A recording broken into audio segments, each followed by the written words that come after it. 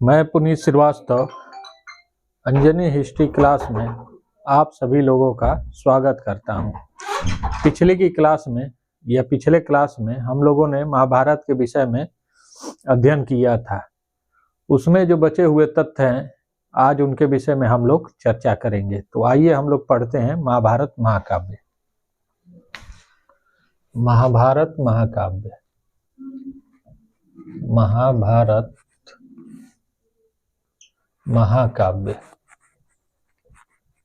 महाकाव्य महाभारत महाकाव्य। आज हम लोग पढ़ेंगे महाभारत महाकाव्य। महाभारत का सर्वप्रथम उल्लेख महाभारत का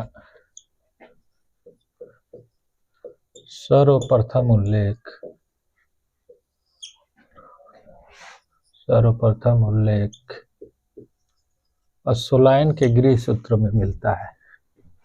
अश्वलायन के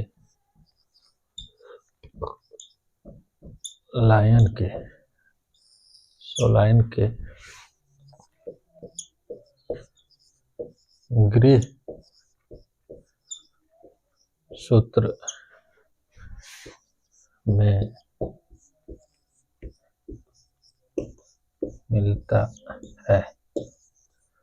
तो इस प्रकार हम देख रहे हैं कि जो महाभारत का सर्वप्रथम उल्लेख मिलता है वह किसकी पुस्तक में मिलता है, वह अश्वलायन के गृह सूत्र में मिलता है।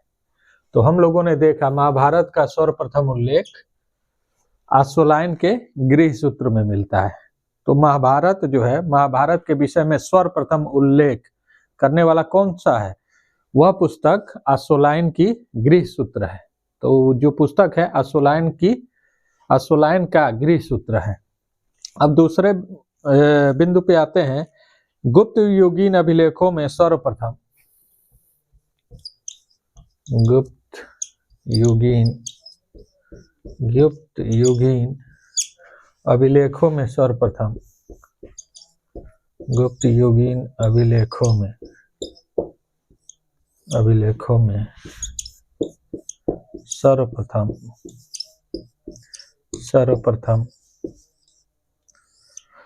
युगीन अभिलेखों में सर्वप्रथम 1,00,000 श्लोक वाले महाभारत का उल्लेख मिलता है। 1,00,000 श्लोक वाले महाभारत का उल्लेख मिलता है। महाभारत का उल्लेख मिलता है। तो इस प्रकार हम देख रहे हैं कि जो गुप्त युगीन अभिलेख है, गुप्त युगीन अभिलेखों में सर्वप्रथम 1,00,000 श्लोकों वाले महाभारत का उल्लेख मिलता है। मतलब ये है कि जो गुप्तकालीन अभिलेख है उसमें महाभारत से संबंधित जो विषय वस्तु बताया गया है वह 1,00,000 श्लोकों से संबंधित बताया गया, उसका उल्लेख कहाँ मिलता है, गुप्तकालीन अभिलेखों में मिलता है। तो इस प्रकार हम लोगों ने देखा कि जो महाभारत का सर्वप्रथम उल्लेख है वह अश्वलायन के गृह सूत्र में मिलता है। और जो दूसरा बिंदु है, गुप्त युगीन जो अभिलेख हैं वह महाभारत को 1,00,000 श्लोकों के रूप में उल्लेख करते हैं। तो जो गुप्तकालीन अभिलेख हैं वह महाभारत को 1,00,000 श्लोक वाले महाभारत के रूप में उल्लेख करते हैं। अगले पॉइंट पे आते हैं। पल्लवकालीन कांची की घटिका से पल्लवकालीन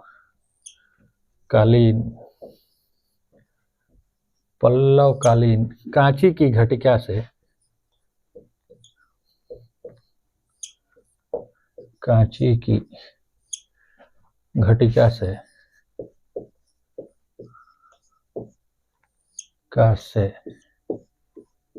महाभारत के नियमित पाठ का उल्लेख मिलता है। घटिका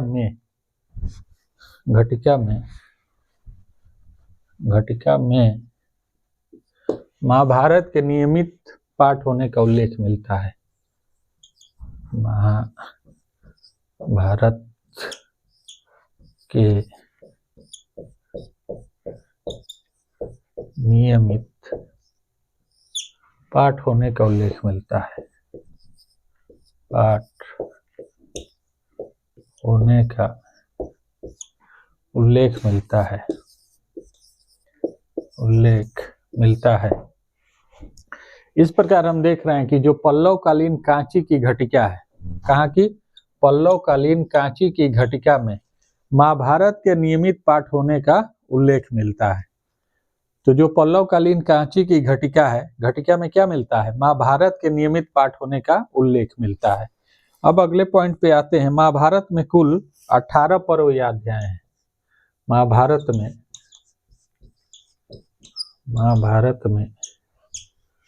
महाभारत में कुल 18 पर्व या अध्याय हैं,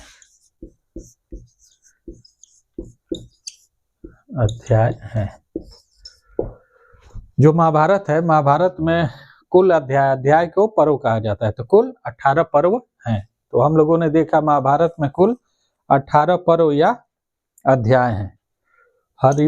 महाभारत का परिशिष्ट हरिवंश है। महाभारत का परिशिष्ट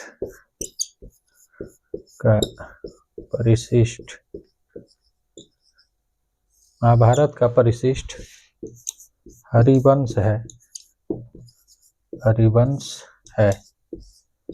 हरिवंश को खिल पर्व भी कहते हैं। हरिवंश को खिल पर्व भी कहते हैं। हरिवंश को क्या कहते हैं? खिल पर्व भी कहते हैं। तो परिशिष्ट का मतलब होता है कि जो बाद में किसी पुस्तक में जोड़ा गया है, वह महत्वपूर्ण है, लेकिन वो पुस्तक के बाद में जोड़ा गया, उसको क्या कहते हैं? परिशिष्ट कहते हैं। तो महाभारत का जो परिशिष्ट है वह हरिवंश है, उसको हम क्या कहते हैं? खिल पर्व भी कहते हैं। तो वही यहाँ लिखा गया है, महाभारत का परिशिष्ट हरिवंश है, जिसे हम खिल पर्व भी कहते हैं।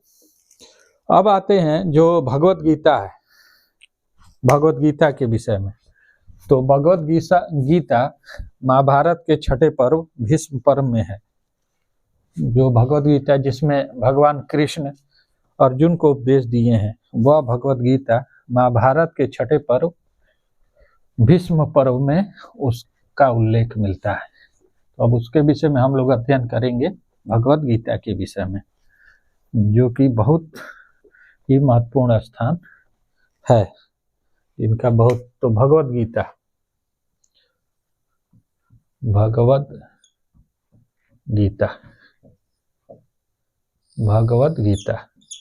महाभारत के छठे पर्व, महाभारत के छठवें पर्व भीष्म पर्व में है। भीष्म पर्व में है।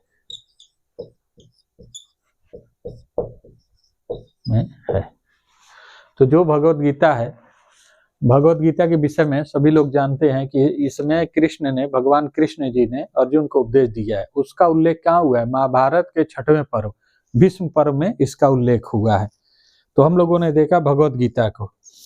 अब आते हैं भगवत गीता को सभी उपनिषदों का सार। भगवत गीता को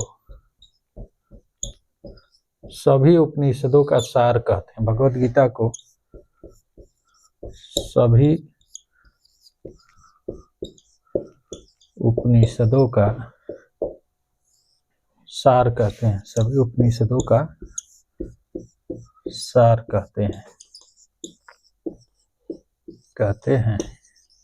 जो भगवत गीता है वो क्या है? जितने भी उपनिषद हैं, 108 उपनिषद हैं मुख्यतः, तो उन उपनिषदों का सार कहते हैं। मतलब जो उपनिषदों में जो विषय वस्तु दी गई है, उनका सार रूप में, संक्षिप्त रूप में जो उल्लेख हुआ है वह भगवत गीता में हुआ है।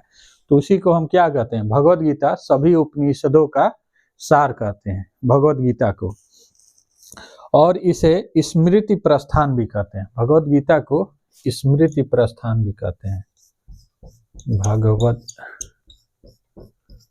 गीता को स्मृति प्रस्थान भी कहते हैं। स्मृति प्रस्थान कहते हैं।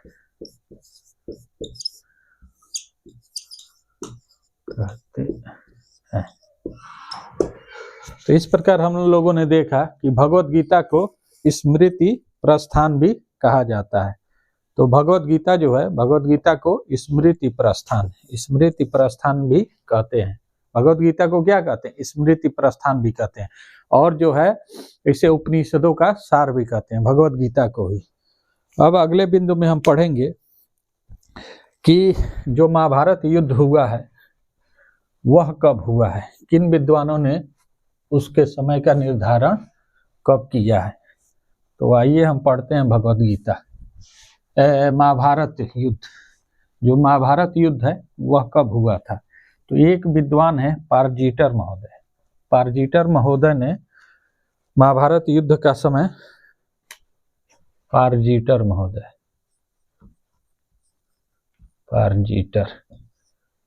पारजीटर ने महाभारत युद्ध का समय 950 ईसा पूर्व बताया है।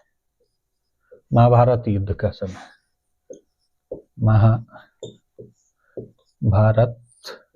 युद्ध, जो महाभारत युद्ध हुआ था इसका समय पारजीटर महोदय ने कब निर्धारित किया है?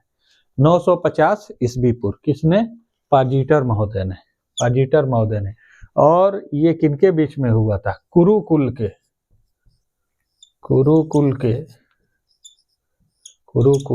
कौरव और पांडवों के बीच में, कौरव व पांडव के बीच में। तो इस प्रकार हम देख रहे हैं कि ये जो पारजीटर महोदय है, पारजीटर महोदय ने बताया कि महाभारत युद्ध कब हुआ था? 950 ईसा पूर्व के आसपास हुआ था। और किस कुल में हुआ था? कुरुकुल में होता। कुरुकुल के किन वंश में? कौरव और पांडव वंश में। और क्षेत्र कौन सा? कुरुक्षेत्र था। क्षेत्र क्या था? कुरुक्षेत्र। और किन नदियों के बीच में हुआ था? नदी यमुना और सतलज नदी, यमुना और सतलज नदी के बीच में। तो इस प्रकार हम देख रहे हैं कि कुरु हो गया, कुल क्या हो गया? कुरुकुल के कौरव और पांडवों के बीच में। क्षेत्र कौन सा है? कुरुक्षेत्र है। और किन नदियों के बीच में हुआ था?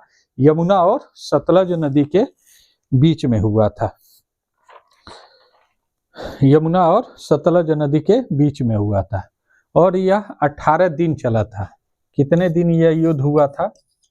यह 18 दिन तक युद्ध हुआ था।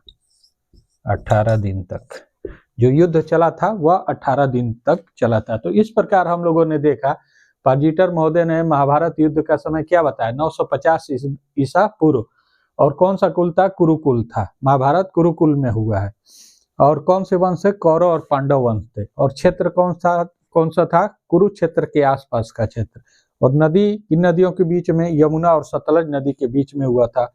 और कितने दिन चला था? 18 दिन चला था। तो इस प्रकार हम लोगों ने देखा। अब आते हैं दक्षिण के एक शासक हैं पुलकेशिन द्वितीय। पुलकेशिन द्वितीय का एक अभिलेख है, एहोल अभिलेख, जिसके रचनाकार रविकीर्ति हैं। ये बहुत महत्वपूर्ण अभिलेख है जो इतिहास में बहुत संदर्भों में पूछा जाता है। तो चालुक्य शासक पुलकेशिन द्वितीय के, चालुक्य शासक पुलकेशिन द्वितीय के एहोल अभिलेख से, पुलकेशिन द्वितीय के एहोल अभिलेख से, एहोल अभिलेख से महाभारत युद्ध का समय, अभिलेख से महाभारत युद्ध का समय, युद्ध का समय 3101 ईसा पूर्व मिलता है। 3101 ईसा पूर्व मिलता है। मिलता है।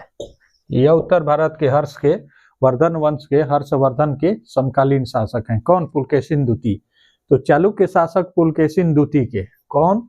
पुलकेशिन द्वितीय के एहोल अभिलेख से, किस अभिलेख से?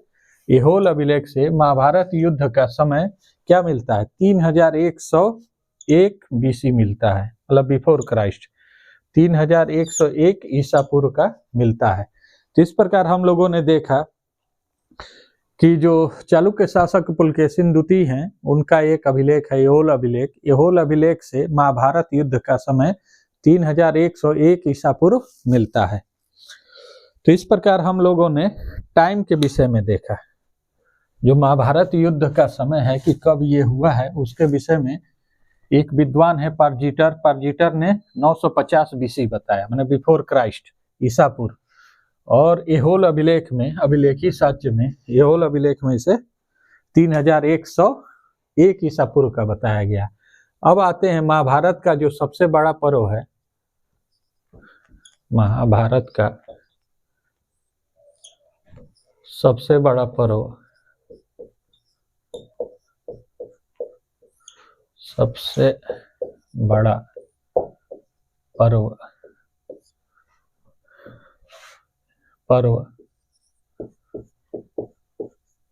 शांति पर्व है। शांति पर्व है, जो 12वां पर्व है। शांति पर्व 12वां पर्व है, 12वां पर्व है, 12वां पर्व है। इसमें क्या क्या उल्लेख मिलता है, इसके विषय में हम लोग जानने का प्रयास करेंगे। तो जो भारत का सबसे बड़ा अध्याय, पर्व या अध्याय को महाभारत में पर्व कहा जाता है, या महाभारत के अध्याय को पर्व कहा जाता है। तो जो महाभारत का सबसे बड़ा अध्याय है वह शांति पर्व है। और शांति पर्व किस उस भाग में आता है? तो 12वें अध्याय में आता है। तो 12वें अध्याय को या पर्व को शांति पर्व कहते हैं। अब शांति पर्व में क्या क्या उल्लेख है, अब उसके विषय हम लोग पढ़ेंगे। इसमें राजधर्म का विस्तार से वर्णन है। राजधर्म का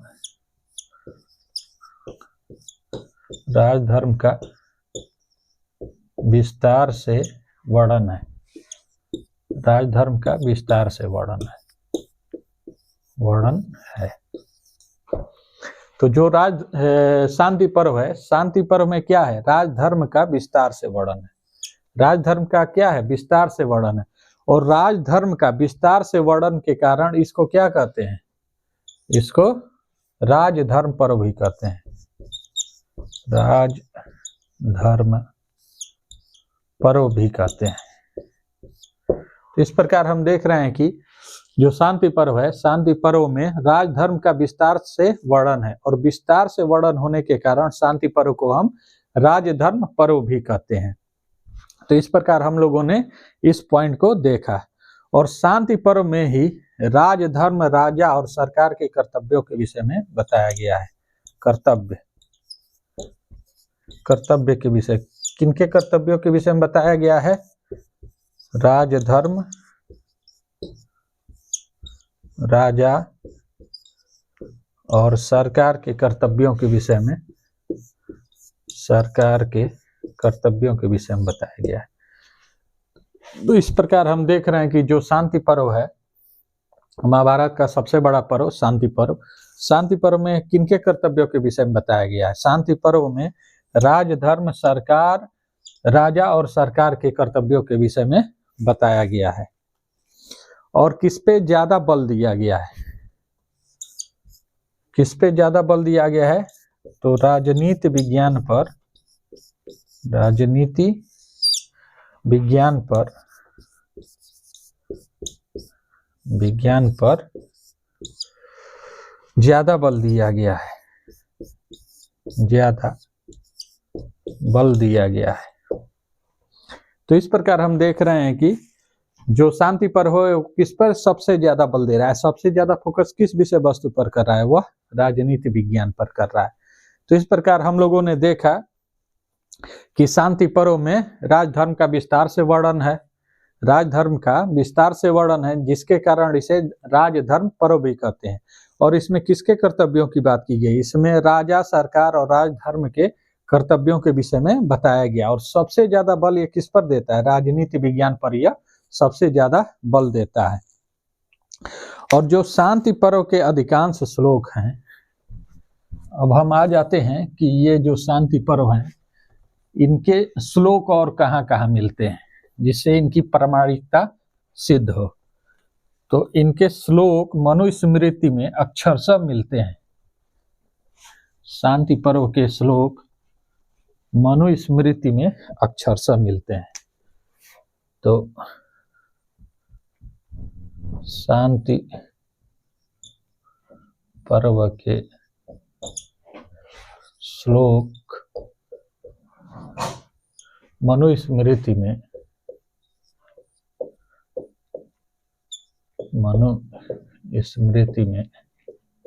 अक्षरशः मिलते हैं। अक्षरशः मिलते हैं।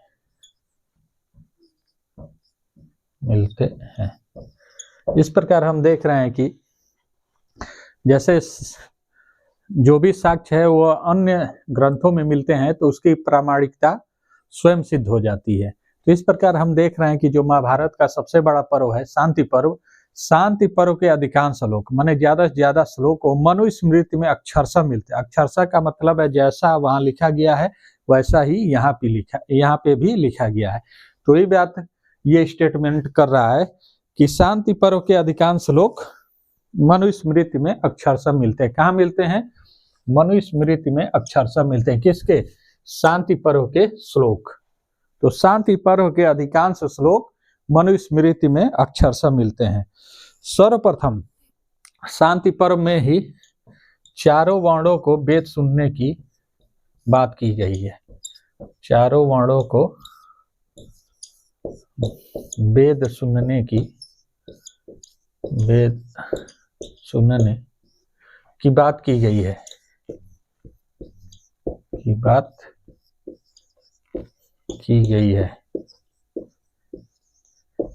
इस प्रकार हम देख रहे हैं कि सर्वप्रथम जो शांति पर्व है, शांति पर्व में चारों वर्ण ब्राह्मण, क्षत्रिय, वैश्य, शूद्र इन चारों वर्णों को वेद सुनने की बात की गई है।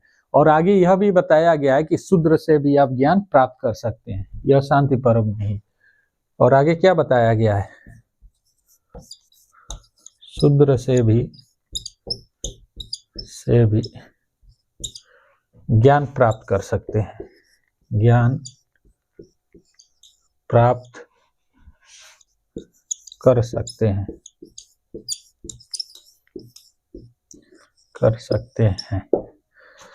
तो शांति पर्व में सर्वप्रथम क्या बताया गया? चारों वर्णों को वेद सुनने की बात की गई है। और दूसरी बात, शूद्र से भी व्यक्ति ज्ञान प्राप्त कर सकता है। तो इस प्रकार हम लोगों ने देखा कि शांति पर्व कितना महत्वपूर्ण है। शांति पर्व में ऐतिहासिक दृष्टिकोण से ये बातें आती हैं।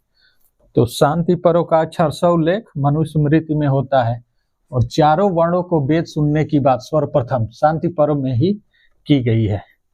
और शूद्र से भी ज्ञान प्राप्ति की बात वेद में कही गई है।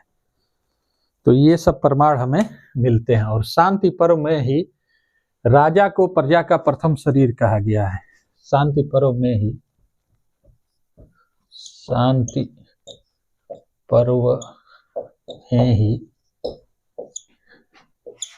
राजा को प्रजा का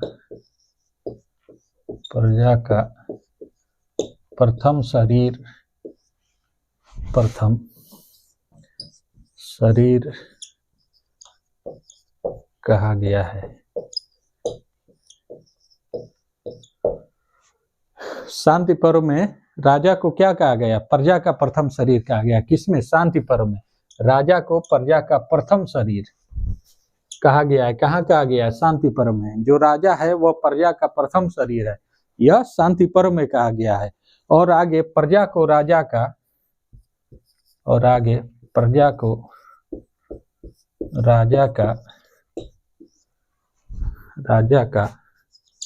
अप्रतिम बताया गया है। राजा का अप्रतिम शरीर बताया गया है। राजा का अप्रतिम शरीर बताया गया है, शरीर बताया गया है।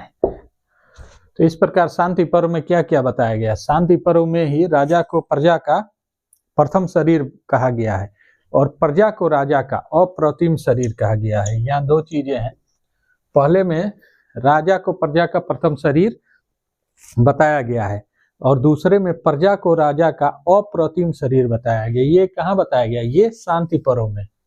शांति पर्व क्या है? महाभारत का सबसे बड़ा पर्व है, यह अध्याय है, यह 12वां अध्याय है, माने क्रम से 12वें स्थान पे यह अध्याय आता है महाभारत में। और इसमें क्या बताया गया है? राजा को प्रजा का प्रथम शरीर बताया गया है और प्रजा को राजा का अप्रतिम शरीर बताया गया है। अब आते हैं, जैसे कि हम लोग रामायण महाकाव्य को पढ़े, रामायण महाकाव्य में कितनी जातियों का उल्लेख हुआ है? तो रामायण में 2 जातियों का उल्लेख हुआ है, यवन और शक, और महाभारत में 5 जातियों का उल्लेख हुआ है, यवन, शक, पहलव, किरात और हूण। तो ये प्रश्न बहुत बार पूछता है कि रामायण और महाभारत में किन 2 जातियों का समान रूप से उल्लेख हुआ है? तो वो समान रूप से उल्लेख यवन और शक का हुआ है। और अगर महाभारत में पूछे कि महाभारत में किन जातियों का उल्लेख हुआ है, तो महाभारत में यवन, शक, पहलव, किरात और हूण का उल्लेख हुआ है, 5 जातियों का, और रामायण में 2, सिर्फ 2, यवन और शक का। तो इस प्रकार हम इसको भी देखते हैं, क्योंकि ये हायर परीक्षा में ये कई बार पूछा गया प्रश्न है कि रामायण और महाभारत में किन जातियों का उल्लेख हुआ है। तो रामायण और महाभारत में यवन और शक दोनों में समान रूप से उल्लेख हुआ है। तो महाभारत में जाति का उल्लेख, महाभारत में जाति का उल्लेख, जाति का उल्लेख किसका हुआ है? यवन है, शक है, पहलव है, किरात है और हूण है। ये 5 जातियों का उल्लेख हुआ है। तो हम लोगों ने देखा महाभारत में जाति का उल्लेख किन किन जातियों का? यवन का, शक का, पहलव का, किरात का और हूण का। और रामायण में किसका? रामायण में सिर्फ यवन और शक का। तो इस प्रकार यहाँ से ये कई बार प्रश्न पूछा गया है, रामायण और महाभारत में किन 2 जातियों का उल्लेख हुआ है? तो ये 2 जातियां हैं, यवन और शक। और जब प्रश्न को और कठिन करना रहेगा तो ये 5 जातियां दे दी जाएंगी और उसमें पूछा जाएगा कि रामायण और महाभारत में किन 2 जातियों का उल्लेख हुआ है? तो ये यवन और शक है। तो इस प्रकार आज हम लोगों ने महाभारत के विषय में अध्ययन किया और इसके कुछ तथ्यों से आज हम लोग परिचित हुए। इस प्रकार आज की क्लास यहीं पर स्थगित की जा रही है, क्योंकि हम एक ही दिन सारे तथ्य को पढ़ लेंगे तो वो बहुत बोझिल हो जाएंगे, याद करना भी बहुत मुश्किल हो जाएगा और लंबे समय तक याद रखना और भी कठिन हो जाएगा। तो आज महाभारत महाकाव्य की यह क्लास यहीं पर स्थगित की जाती है। पुनः कल की क्लास में इसको जारी किया जाएगा या अध्ययन किया जाएगा। तो इस प्रकार आज की क्लास यहीं स्थगित की जाती है। मैं पुनीत श्रीवास्तव आप सभी लोगों को बहुत बहुत धन्यवाद देता हूँ। धन्यवाद।